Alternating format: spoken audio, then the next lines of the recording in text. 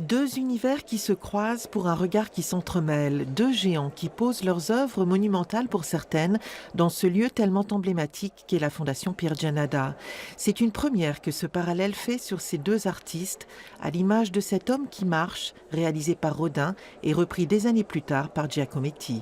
Ces deux sculpteurs majeurs de la sculpture moderne, de l'époque moderne, ont en commun un certain nombre de questions. Giacometti parlait de questions de sculpture qui sont livrées de sculpteurs à d'autres, et il en a saisi un certain nombre que Rodin avait livrées aux sculpteurs qui ont entrepris la sculpture après lui.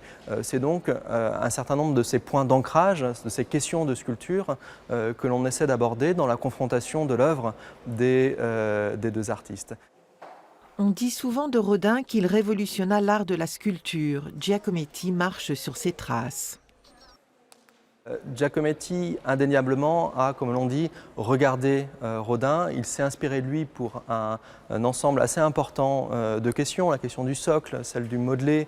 Il a regardé également, certainement, comment il utilisait le fragment, comment il a représenté la figure humaine. Donc, s'il n'est pas strictement dans ses pas, il ressaisit un certain nombre de ces questions, comme il a emprunté également à d'autres sculpteurs.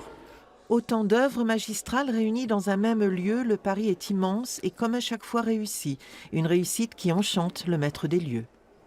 D'abord, j'adore la sculpture. J'ai fait un parc de sculptures, j'ai mis des sculptures en ville, surtout les giratoires, j'adore la sculpture, j'adore ce côté sensuel de la sculpture. Vous voyez ce qui se passe avec l'un, avec l'autre, comment influencer l'autre. Giacometti qui est dans les bras des bourgeois de Calais, les bourgeois qui sont ici en majesté au cœur de la fondation, avec l'homme qui marche de l'un et de l'autre. Mais c'est tout simplement incroyable. Moi je dis c'est notre plus belle exposition.